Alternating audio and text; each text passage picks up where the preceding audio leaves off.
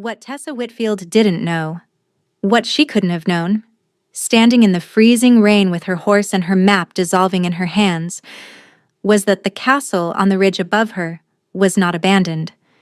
She had been told it was. Every cartographer's guild note about the Ashenmore Highlands described the old Holloway Keep as empty, a ruin left to weather and wolves after the border wars ended 3 years ago.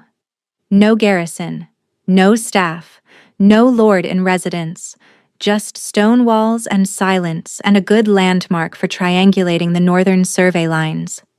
So when the storm split open the sky like a wound, and her mare stumbled on a rain-slicked ridge trail, pulling up short with a foreleg she refused to bear weight on, Tessa did what any reasonable woman alone in the mountains would do. She led the horse uphill toward the only shelter for 20 miles and shouldered her way through the castle's front gate without knocking. The gate opened easily, too easily, oiled hinges, recent fire ash in the courtyard brazier, a stable block with fresh straw, and a water trough that wasn't frozen.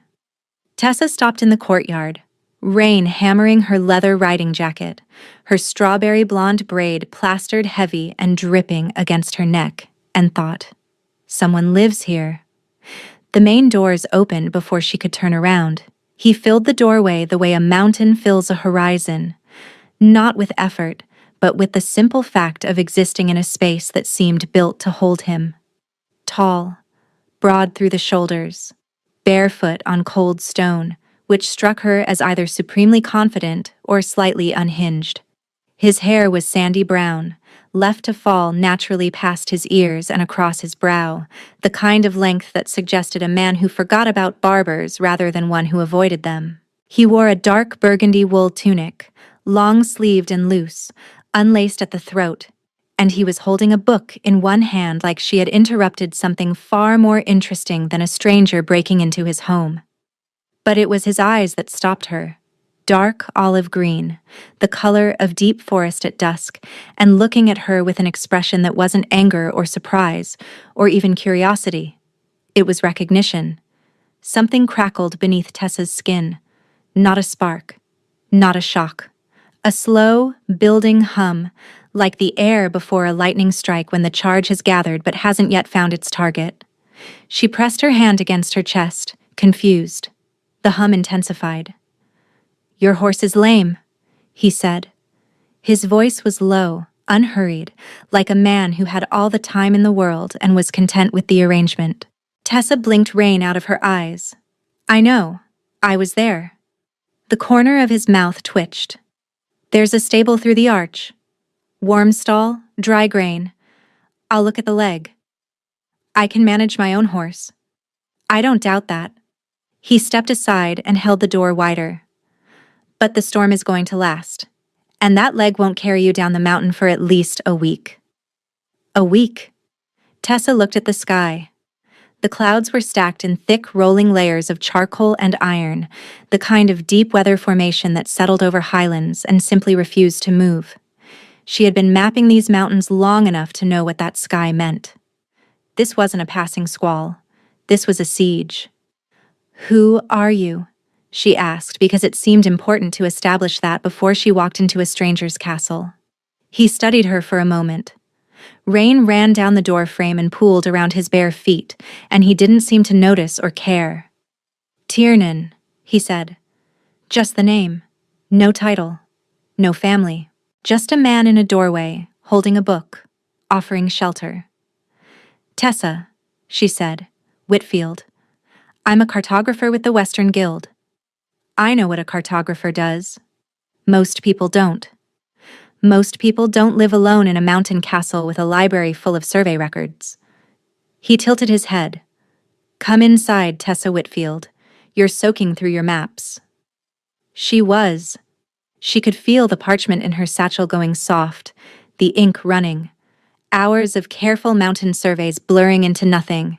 She had two choices: stand in the rain and watch her work dissolve, or walk through his door. She walked through his door. The castle was not a ruin.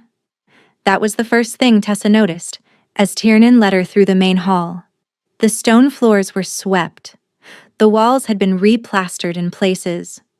A fire burned in a hearth large enough to roast an ox, and the warmth of it hit her like a wall after hours in the cold rain.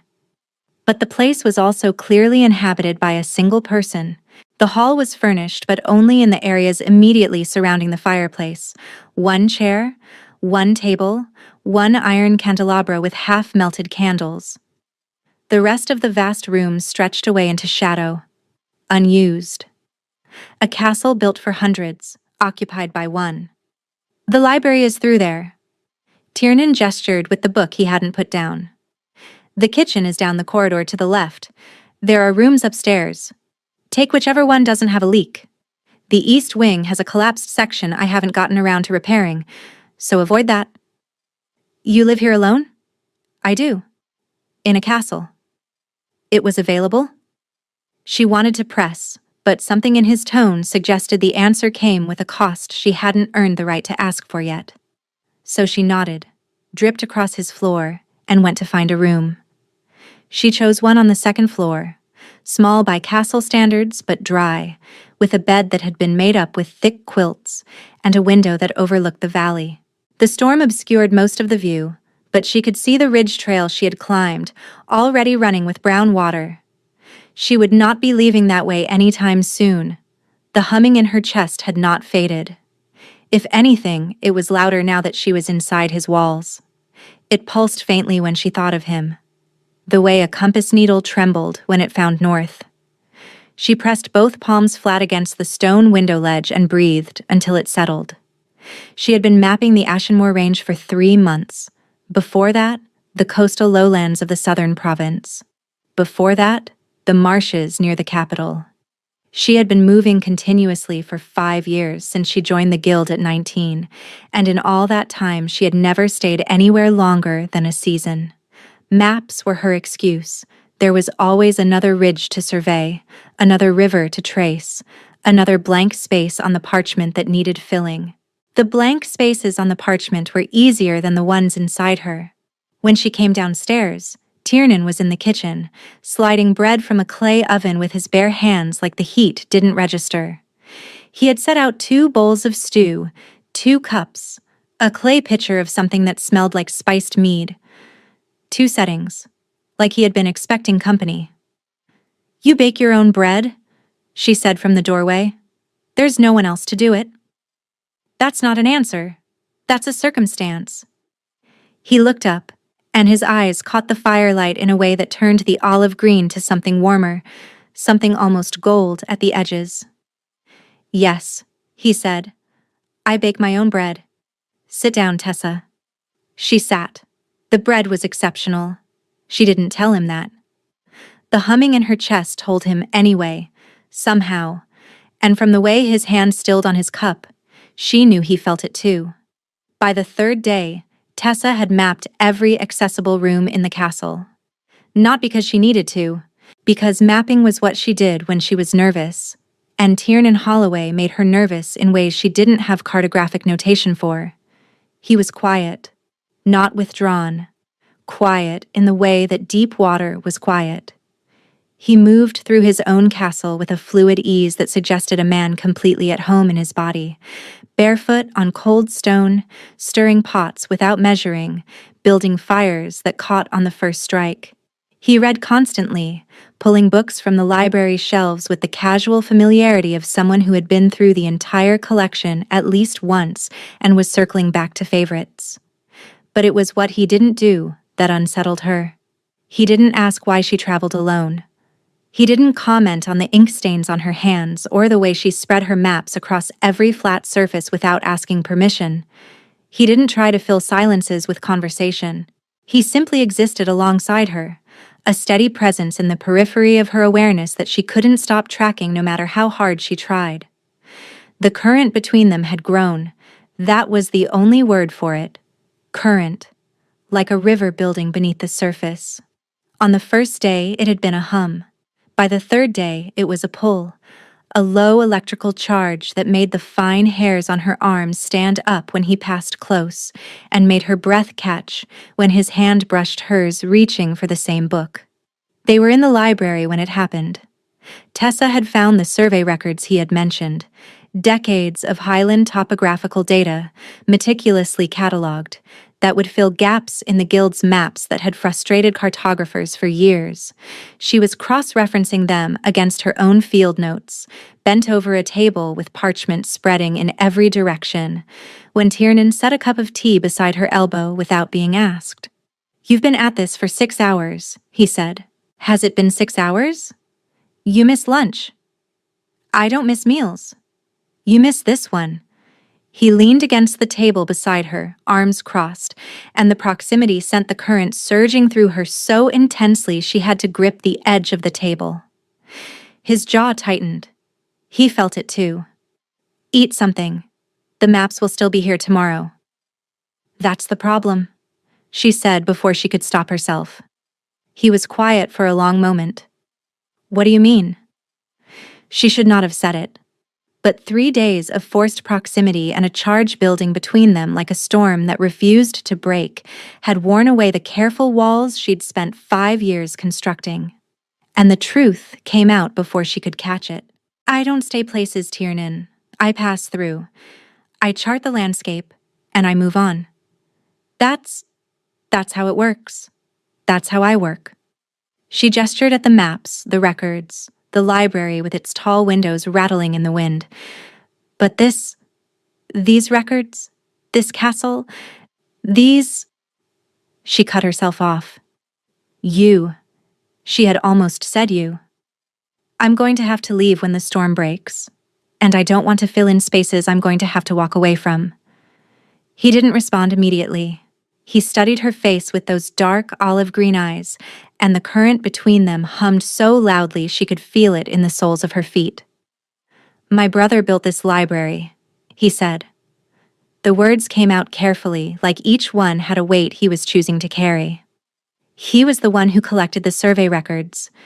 He loved this valley, knew every ridgeline, every watershed. He died in the border wars, and I sealed the highlands, closed the passes, told the world to stay away. Tessa went still. "I came up here afterward because I didn't know where else to go. I told myself it was temporary. That was 3 years ago." He looked at the bookshelves, and something crossed his face that she recognized with a sharp, painful clarity. The expression of someone who had chosen isolation as armor, and then forgotten how to take it off. "I understand not wanting to fill in spaces you can't stay in, Tessa. I've been standing inside an empty one for 3 years." The castle groaned around them. Wind screamed against the windows, and Tessa stood in a library full of maps and records and the accumulated knowledge of a man who had loved this land, and she looked at the man who had shut the world out to grieve for him, and the current between them stopped humming. It sang. "You're the Alpha King," she said quietly. Not a question. The survey records were stamped with a crown seal. The castle bore the Holloway crest above every mantle.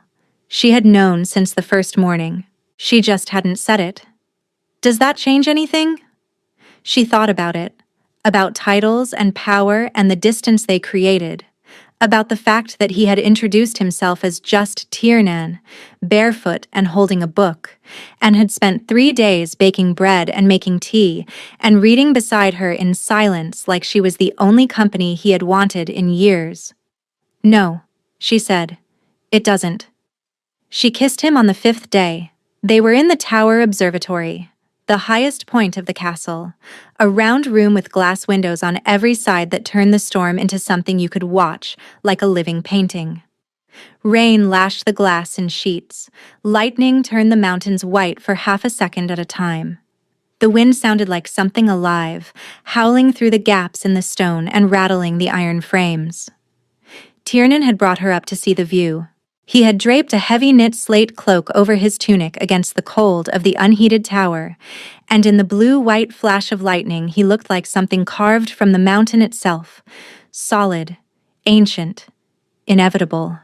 She had been drawing, sitting on the stone floor with her back against the wall and her knees pulled up as a desk, sketching the view through the east-facing window because mapping was still the only language she trusted completely. He had been standing at the opposite window, watching the storm, his hands braced on the stone sill in a way that made the muscles in his forearms tighten visibly. Tiernan. He turned. The lightning flashed, and she saw what he looked like when he wasn't guarding his expression, open and raw and aching with something that looked like hope held so tightly it was almost fear. The current between them had become unbearable. 5 days of proximity. 5 days of shared meals and quiet conversations, and his hand on the small of her back, guiding her past the collapsed section of the east wing. 5 days of building charge with no release, and she could feel it in her chest, her throat, the palms of her hands. She stood up. Her sketchbook fell to the floor. She crossed the room in 4 steps, took his face between her hands, and kissed him. The world went electric. Not a spark. Not a jolt. A full-body surge of current that started where her lips met his and flooded through every nerve, every vein, until she could feel the hum of it in her teeth and her fingertips and the arches of her feet. His hands came to her waist, careful at first, then firm, pulling her closer with a deliberateness that made her gasp against his mouth. He kissed her back like he had been waiting. Not 5 days. Longer. Years, maybe. A lifetime of standing in empty rooms and sealed-off castles and highland passes closed to the world, waiting for someone to walk through his gate and refuse to leave. When they broke apart, his forehead rested against hers. His breathing was ragged. His hands were trembling where they held her waist, and the current between them had settled into something deep and constant, like the vibration of a struck bell that would never stop ringing. "That's going to make it harder to leave," she whispered. "Then don't." 2 words, no title behind them, no command, just a man who had been alone for 3 years, standing in a tower above the clouds, asking her to stay. She closed her eyes and pressed her face into the side of his neck, and he held her while the storm raged on every side, and neither of them moved for a very long time. The storm broke on the 7th morning. Tessa woke to silence. For 6 days, the wind had been a constant presence, howling, rattling, screaming through the gaps in the stone. She had fallen asleep to it, and woken to it and mapped to the rhythm of it. The silence was louder than any of it. She lay still in the bed and stared at the ceiling. Beside her on the nightstand, her maps were stacked and organized, cross-referenced with Tiernan's survey records, annotated in her careful hand. The best work she had ever done. A week's worth of work that should have taken months, because the records in his library had filled every gap she had been chasing across 3 provinces. Her satchel was packed. Her riding jacket hung on the back of the chair, dry and brushed. Her boots stood by the door, laces tightened. The mare's leg had healed. She had checked yesterday. The horse could carry her down the mountain by midday. Tessa got up, dressed, braided her hair, packed the last of her supplies. She moved through each task with the precise, practiced efficiency of a woman who had broken camp 100 times, in 100 places, and never once looked back. She found Tiernan in the kitchen. He was standing at the hearth, stirring something in an iron pot with a wooden spoon, barefoot, burgundy tunic, hair falling across his brow. He looked exactly as he had on the first day, the day she had walked through his gate soaking wet and furious, and utterly unprepared for what she would find inside.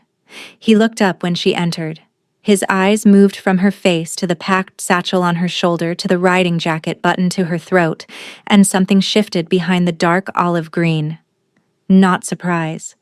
He had known this was coming. He had always known. "Storm broke," he said. "I heard."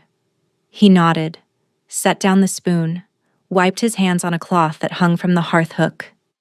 He didn't ask her to stay. He didn't argue or plead or remind her of the kiss in the tower or the nights they had spent talking until the candles burned down to nothing.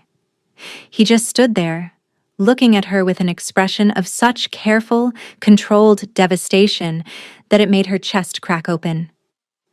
"The survey records," she started. "Keep them." His voice was steady. Almost. My brother would have wanted them in the hands of someone who understood what they meant. Tessa's throat tightened.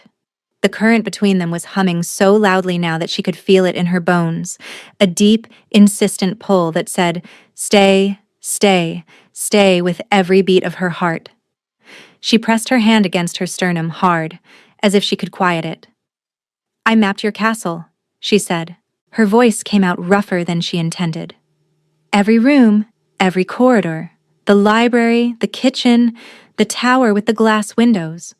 I've never mapped a place I've stayed in before. I chart the landscape, and I move on. That's how it works." "I know. But I mapped yours. Every corner of it. Down to the crack in the east wing wall and the spot by the hearth where the stone is warm enough to sit on barefoot." She swallowed hard. "I don't map places I'm passing through, Tiernan. I map places I want to remember." He didn't move, didn't speak. But his hand, the one resting on the edge of the table, had gone white-knuckled. "The gate will be open," he said quietly. "Whenever you come back, it will be open." She nodded, adjusted the satchel strap on her shoulder, walked past him, through the great hall with its one chair and its massive hearth, and out the front door into a morning so clear and bright it hurt. The courtyard was washed clean. The sky was rinsed blue, impossibly blue, the kind of blue that only existed after a storm had scrubbed every cloud from the atmosphere. The mountains rose sharp and vivid on every side, their peaks crowned with fresh snow that caught the early sunlight like something sacred. Her mare was saddled and waiting by the gate. The stable boy— no, there was no stable boy. Tiernan had saddled the horse himself. Before dawn, while she was still sleeping, she gathered the reins, led the mare through the gate, stepped onto the ridge trail and looked down the mountain at the valley below, where the rivers were running high and the meadows were flooded silver and the world stretched out in every direction, waiting to be mapped. She took 3 steps, then she stopped. The current in her chest was not humming anymore. It was roaring.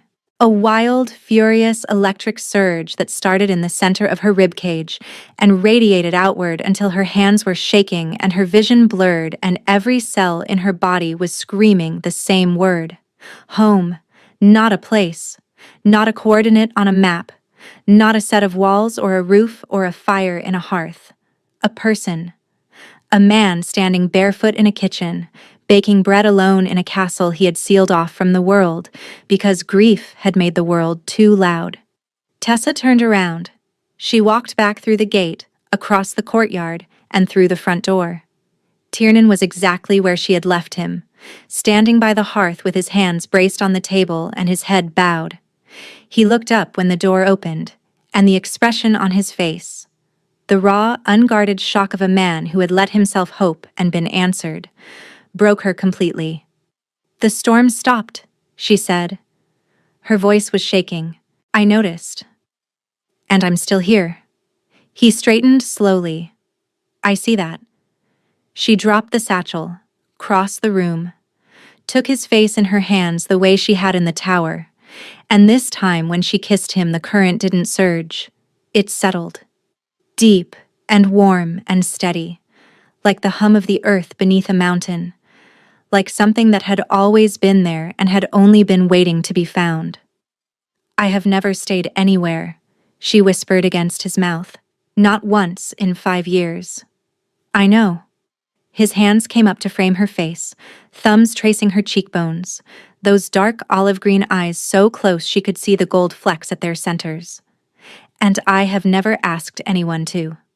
"I'm not staying because you asked." "Why then?" She pulled back just enough to look at him. "Because I mapped every room in this castle, and when I got to the last one, I realized I wasn't cataloging a building. I was drawing my way home." His breath caught. Something broke open behind his eyes. Not the careful, controlled grief she had seen for 7 days, but something new, something bright, something that looked like the morning after a storm when the world is washed clean and everything is possible. He kissed her forehead, then her closed eyes, then her mouth. slow and thorough and devastating, and the current between them hummed like a song neither of them had known the words to until now. "Stay," he said. "I already decided." "I know." He pulled her close and she felt his heartbeat against her chest, steady and sure, matching the deep thrum of the current that bound them. "But I wanted to hear myself say it. I haven't asked for anything in 3 years." She pressed her face into his chest and breathed him in. Wood smoke and highland air and bread flour, and something underneath all of it that was just him, warm and solid and real. "You're going to have to get a second chair," she said. He laughed, low and rough and startled. Like joy was a muscle he was relearning how to use. "I'll build you 10. One will do." She looked up at him. "One is all I've ever needed." 4 months later, the Western Cartographers Guild received a comprehensive survey package from one of their most prolific field agents. Inside the leather folio were 47 meticulously drawn maps of the Ashenmore Highlands, watershed patterns, ridge formations, migration routes, mineral deposits, and the most detailed topographical records of the northern mountain range that the Guild had ever seen. The accompanying letter was brief. Tessa Whitfield wrote that she had established a permanent survey station in the Highlands and would be continuing her work from a fixed location for the foreseeable future. She noted that the Holloway Keeps library contained decades of Highland data previously unknown to the Guild, and that she had been granted full access to the archive by the castle's owner. She requested that her field assignment be changed from rotating to stationary, effective immediately. The Guildmaster, who had sent 14 cartographers into the Ashenmore Range over the past decade and gotten none of them to stay longer than a month, approved the request without question. In the castle on the ridge, the library had been reorganized. Tessa's field maps hung alongside the older survey records on the walls, her careful ink lines interlacing with the notes of a man who had loved this land long before she arrived. A second chair stood beside the hearth. A second cup sat on the kitchen table. The east wing repairs were halfway finished because Tiernan had finally found a reason to make the place whole again. On a clear morning in early spring, Tessa stood at the tower observatory windows with a cup of tea in her hands and watched the sun come up over mountains she had mapped down to their bones.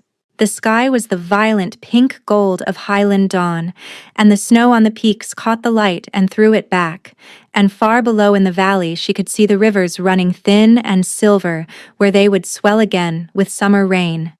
Behind her, the door opened. Barefoot steps on stone, warm hands that slid around her waist and a chin that came to rest on the top of her head. "You're up early," Tiernan murmured against her hair. The light was good.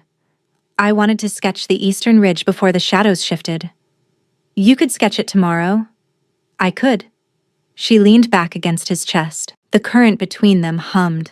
Constant now, steady, woven so deeply into the rhythm of her days that she couldn't remember what silence had felt like before it. "But I'm a cartographer. I chart what I see." "And what do you see?" She looked out at the mountains and the valley and the sky burning its way from pink to gold, and she thought about blank spaces on maps and the ones inside a person, and how sometimes the bravest thing a cartographer could do was stop moving long enough to let the landscape find her. "Home," she said. He tightened his arms around her, pressed his lips to her temple, said nothing, because nothing needed to be said, because they had both spent years running from the same emptiness and had found, in a week of storm and stone and silence, that the answer had been waiting all along, not on any map, not at the end of any road, but in a castle on a ridge, in the space between 2 chairs by a fire, in the steady hum of a current that had always been there, just waiting for the storm to bring them close enough to feel it. In Tessa's satchel, tucked between the survey records and the Highland charts, there was one map she had never sent to the Guild.